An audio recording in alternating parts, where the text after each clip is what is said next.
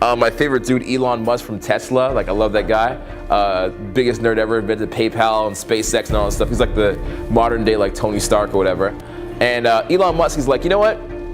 For 30 days straight, I'm just gonna eat hot dogs, oranges, and rice. And I'm only gonna spend $30 on food for the month. And he did that for a whole month, right? So what's like the advantage of doing some crazy bullshit like that? But the point of him not spending that money and eating on $30 a month is he wants to make sure he doesn't get sucked into short-term successes and he can focus on his long-term goals.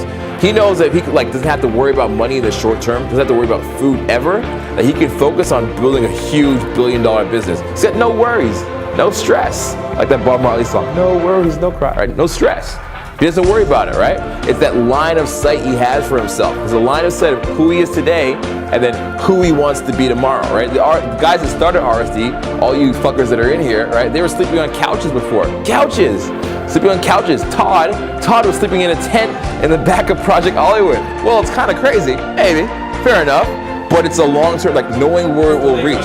Delayed gratification, knowing where you're gonna get in the long term, knowing where you're gonna reach in the long term, right? Knowing like what your eventual destination is and saying, hey man, whatever happens, I'm gonna get there. I'm gonna cut off my short-term successes so I can get there in the long term. The idea is incremental integrity, okay? Incremental integrity, all right? Incremental integrity, so what does that mean?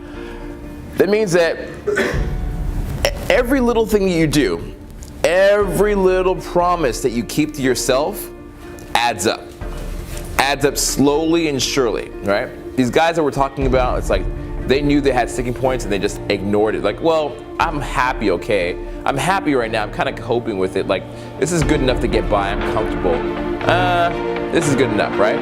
But incremental integrity, it's like making a promise to yourself and keeping it. So sometimes you're gonna have to say no to those short-term wins to get the long-term wins that you actually want. The short-term wins can fool you. You gotta be focused on your long-term wins. And it all comes down to what you say no to on a regular basis. Are you willing to say no over and over to things that aren't what you want?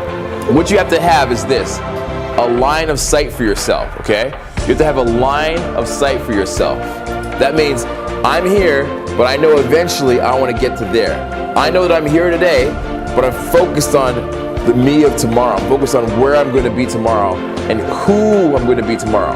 So I know that even though I'm here right now, I want to focus on there. Don't disappoint yourself. It's important. Every time you keep that incremental integrity to yourself, it builds up and builds up and builds up. It's like when you go to the gym and you work out in the gym and like you like, yeah, you're getting physically fit, but every time you just watch yourself in the mirror doing like a bicep curl, you're like, yeah.